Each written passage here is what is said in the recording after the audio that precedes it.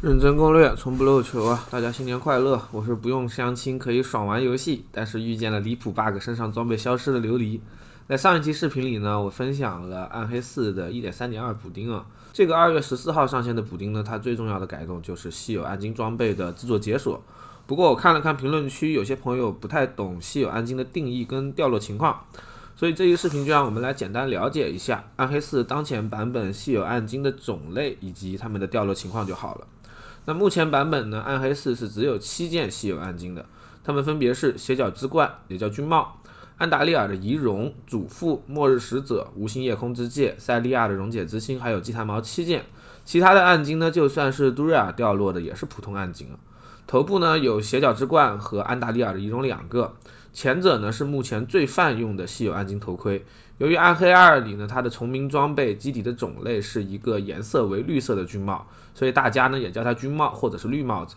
它的全技能加4，对大部分玩法都是 15% 到 20% 的输出提升，而自带 20% 的减伤也是非常实用的防御属性。这一基础上，它本身的词缀也是相当不错的，冷却相比其他头盔更高的生命，还有头部正常情况下无法出现的资源生成，都是相当泛用的词缀。而同为头部稀有暗金的安达利尔的遗容呢，在实用性方面就不是太强了。虽然它有着独一无二的吸血词条，但目前大部分情况下呢，只是法师用来触发额外塔拉夏叠层的工具。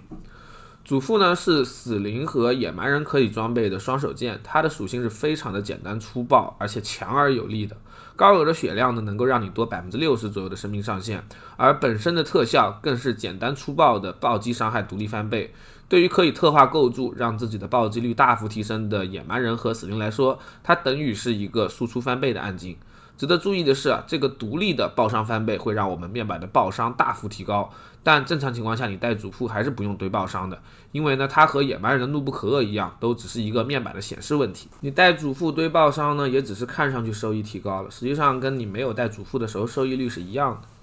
而末日使者则是野蛮人、死灵和游侠都可以装备的单手剑，相比攻防一体的主副而言它更多情况下都是充当一个坚韧主剑的。就是相比其他的坚韧传奇威能而言，这个玩意实际上提升的坚韧更大就是了。如果你追求的是极致的输出的话，末日很多时候是不如普通的攻击威能的。但如果呢你想要在怪堆里安逸游泳的话，它的表现就绝对不会让你失望了。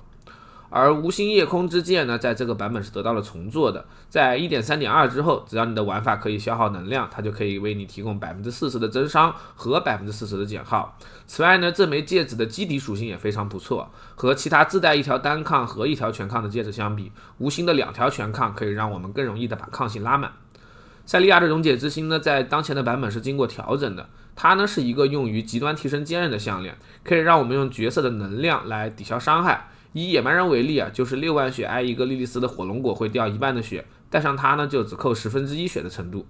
这个暗金和一些职业的效果也有联动，比如游侠在星眼阶段不是不消耗能量吗？那这个阶段溶解之心就是直接减伤，不扣任何能量了。而野蛮人本身是有一个挨打回复怒气的机制的，在溶解情况下，如果怪物输出不够的话，甚至连你的怒气都没法打掉。最后就是学名太长我懒得念的祭坛矛，它只能被德鲁伊和法师装备。它呢可以让我们在击杀精英之后获得随机的圣坛效果，这个圣坛效果是可以被圣坛持续时间延长的词缀增益的。如果你在这个赛季有了它，甚至可以在有精英打的情况下无限圣坛。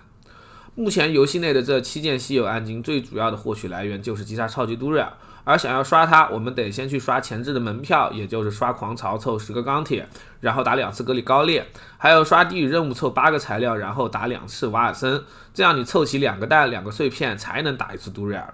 而由于门票非常难掉，所以大部分情况下刷到门票的人都会选择去 AA， 也就是组队轮流开都瑞尔，这样子呢，1张门票就可以当4张用了，这也是游戏里强迫你社交的方式。都瑞尔只会掉落你这个职业可以用的稀有暗金，正常情况下呢，他们的掉率是非常低的。虽然你能在各种的游戏交易渠道看见什么刷了100次都瑞尔就全稀有毕业的欧皇，但是琉璃可以告诉你的是我平均是120把都瑞尔出1件稀有暗金，而且这个稀有暗金还是他喵可以重复掉落的。从都瑞尔这个 boss 出生到现在，琉璃2个赛季分别刷了2200把跟1922把才凑齐野蛮人的稀有暗金。当然了，期间有大量的重复的稀有也就是了。上个赛季开头是3连星空界，结束也是3连星空界，这个赛季最黑的一个晚上刷了300把就一个星空界。而 1.3.2 补丁可以让我们分解稀有暗金获取璀璨火花，然后用5个璀璨火花兑换1件稀有暗金。出于对暴雪设计师的信任，我大胆猜测，